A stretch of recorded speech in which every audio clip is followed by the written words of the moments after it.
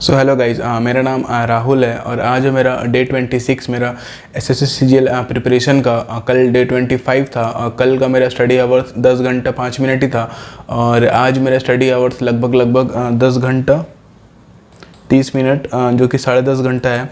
और इसको 11 घंटा ले जाने का था, लेकिन हम 11 घंटा नहीं ले जा पाए क्योंकि मतलब थोड़ा सा पता नहीं कैसे टाइम निकल गया। तो जो भी है, अभी रात का 1:10 हो रहा है, तो टाइम भी ज़्यादा हो गया था। अब उससे ज़्यादा जगने का ये नहीं था, कल मौका नहीं मिला। ज़्यादा जगेंगे तो कल के लिए फिर थकावट हो जाएगा। तो कल मेरा संडे रहेगा। कल जैसे कि संडे रहेगा तो कल भी मेरा स्टडी रहेगा, क्योंकि कल का मेरा रेस्ट डे नहीं रहेगा। क्योंकि जैसे कि पता है कि हम अगले बार संडे को एकदम नहीं पढ़ पाए थे, तो इस वीक को मेरा संडे को कल भी मतलब एवरेज आवर तो बताना पड़ेगा ना, कितना एवरेज जा रहा है।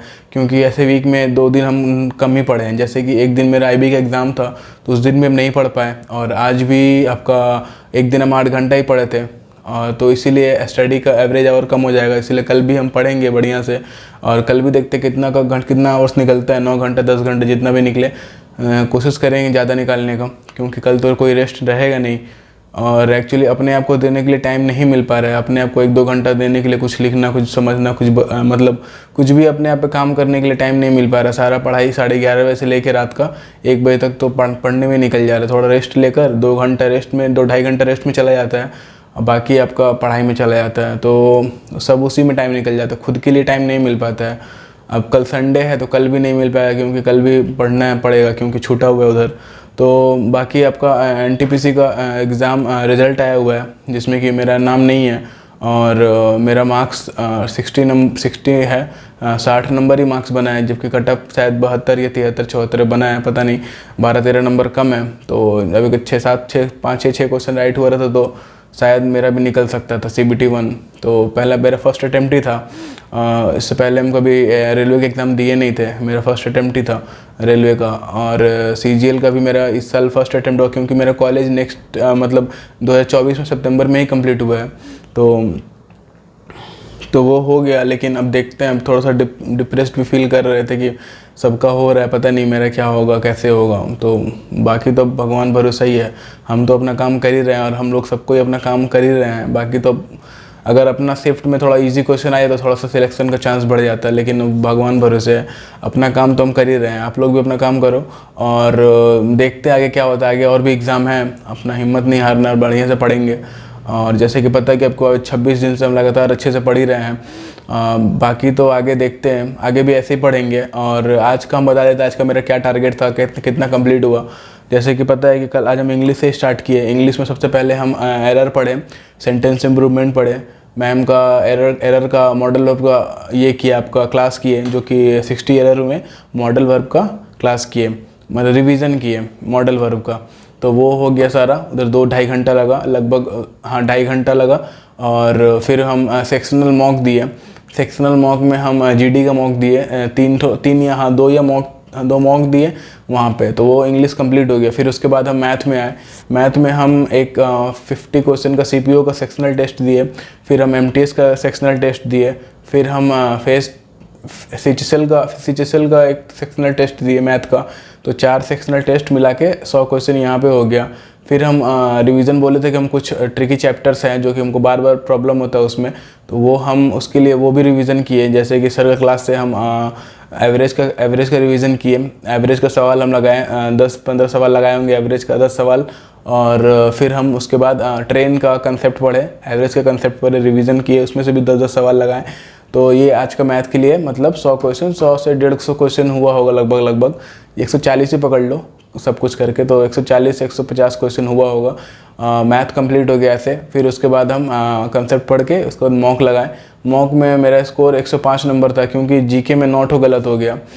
वो और इंग्लिश का पैसेज मतलब बहुत ही बड़ा था, उसको करने में मेरा कम से कम 6-7 मिनट निकल जाते, इसलिए हम उसको स्किप कर दिए, नहीं कर पाए। तो उसमें मेरा मार्क्स 105 नंबर आ गया। अगर उसको किए रहते अच्छे से तो, और मैथ में भी कुछ अटेम्प्ट किए रहते तो मेरा 120 करीब जा सकता है, लेकिन स्पीड का वजह से भी मार्क्स थोड़ा कम आ रहा है। तो वो हम आगे चल के ठीक कर लेंगे। और मॉक में मार्क्स भी बढ़ाना बहुत ज़रूरी हो गया, अभी बढ़ाना पड़ेगा। कैसे भी करके, मतलब मॉक देते देते या फिर बोलो अपना कंप्लीट करके सिलेबस तो कंप्लीट ही है, मतलब उसको रिवीजन करके मॉक में मार्क्स बढ़ाना पड़ेगा, वो एक टारगेट रहेगा मेरा। और उसके बाद फिर हम जीके पढ़ें। जीके में मिडेवल कंप्लीट हो गया और एनसीएंट भी कंप्लीट है और मिडेवल भी कंप्लीट है। अब कल मेरा ये अब मॉडर्न हिस्ट्री आज पढ़ना था, तो मॉडर्न हिस्ट्री आधा ही स्टार्टिंग ही कर पाए, ज़्यादा टाइम नहीं मिल पा रहा है जीके के लिए। तो कल हम जीके को पूरा मतलब अच्छे से टाइम देंगे, कल जीके से ही शुरुआत करेंगे। एंसेंट हिस्ट्री हो गया वो रिवीजन करेंगे, और बाकी जो मेरा मतलब जो वीक है, जैसे डैम्स वगैरह जो हम बनाए थे, एक लिस्ट बनाए थे क्या क्या चैप्टर पढ़ना है, डैम्स पढ़ना है और वाटरफॉल्स वगैरह हो गए, ये सब सब कुछ जो पढ़ना है वो हम उसको पढ़ेंगे और अपना उसको बढ़िया से रिवीजन करेंगे। कल जीके से स्टार्ट करेंगे, इंग्लिश करेंगे, लास्ट में मैथ करेंगे। मैथ देखते हैं कल, हाँ मैथ में वही सेम रहेगा, सेक्शनल मॉक देंगे और बाकी रिवीजन करेंगे।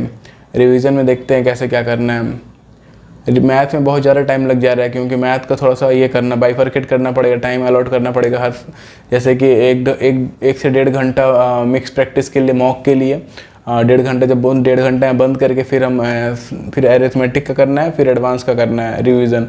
एक घंटा एरिथमेटिक को देना है, 1 घंटा एडवांस को देना है। अब 1 घंटा में हम जितना भी सवाल लगा पाएँ, जैसे कि 10-10 करके लगाएं 5 चैप्टर से, या फिर 8-8 करके लगाएं 5 चैप्टर से, उसमें एडवांस भी रहेगा। तो यही सोचें अभी मैथ के लिए इतना ही, और जीके के लिए कल हम सोच लिए। जीके के लिए हिस्ट्री कंप्लीट होने के बाद फिर हम ज्योग्राफी में जाएंगे, फिर पॉलिटी, सब कुछ तो पढ़ा ही है, लेकिन फिर भी 1-1 दिन 2-2 दिन देंगे सब चीज़ को कंप्लीट होने के लिए। तो ये रहेगा मेरा टारगेट अभी का, और बाकी देखते हैं कैसा क्या होता है, सीजीएल में कैसा पेपर आता है। अभी तो मार्क्स का मॉक दे ही रहे हैं, मार्क्स उतना नहीं आ रहा है क्योंकि थोड़ा सा टफ रहता है, और बाकी वहाँ देखते हैं कैसा पेपर आता है, क्या होता है। बाकी आज के लिए इतने रखते हैं, कल आपसे मिलते हैं संडे में और देखते हैं कल कितना क्या कवर कर पाते हैं। आज तो 26 था, बाकी कल 27 रहेगा, बाकी बहुत जल्दी 30 डेज़ पूरा होने वाला है। उसके बाद फिर हम लोग नेक्स्ट 30 डेज़ का टारगेट रखेंगे। मिलते हैं आपसे कल, आज डे 27 में। आज के लिए इतने रखते हैं, बाय, थैंक यू।